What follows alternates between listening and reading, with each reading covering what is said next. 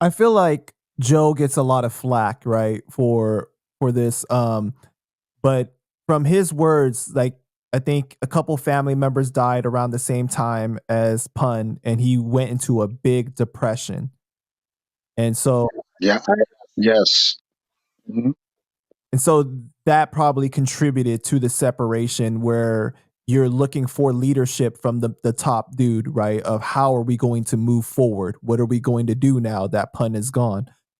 Do you remember what Joe's reaction was when Pun died?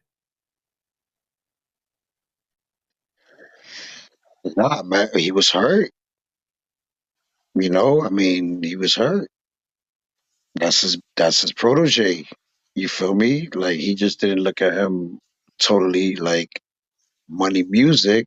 He had love for him. He understood the stories that we understand. The trials and tribulations Pun went through. So, obviously, he helped Pun tremendously have a change of life. Vice versa, they both changed each other's lives.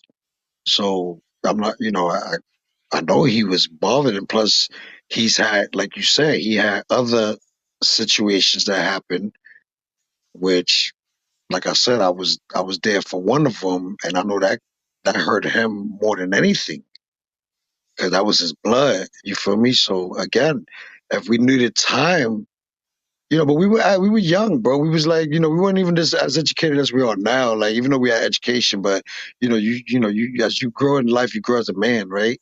So then you have to go through your trials and tribulations and stumbles to grow and to become a man. So, like again, back then I would have been better. I would have been like, ah. But no, you have to understand. You got to put yourself in somebody else's shoes. You can't just always stay in your shoes.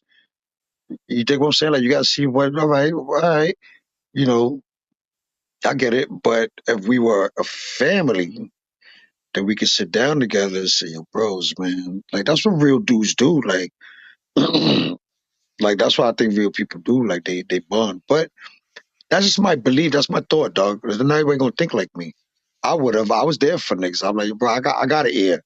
I don't have to talk. I don't have to give you advice. I could just listen to you all night long, and then just let you get it off your chest, and you feel better about yourself because you have your own answers. Right. And You feel I me? think that everybody grieves differently, right? And somebody's intention isn't necessarily always the message that gets sent.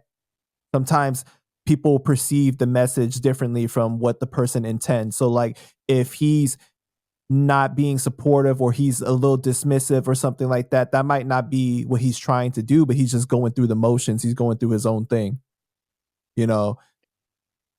Well, you got to look at it too. Like, you know, he just lost a big part of his ship. Now he has to rebuild that. He has to fix that. You don't know if it's going to sink, and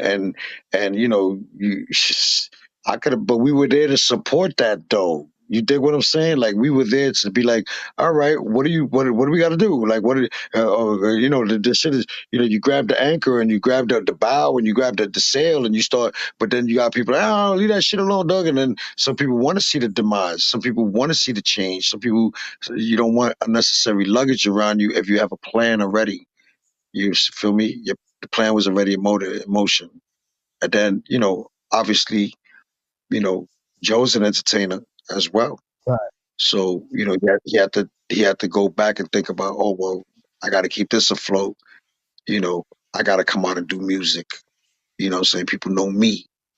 They really don't know these guys, but through me, they could still know these guys. That never happened.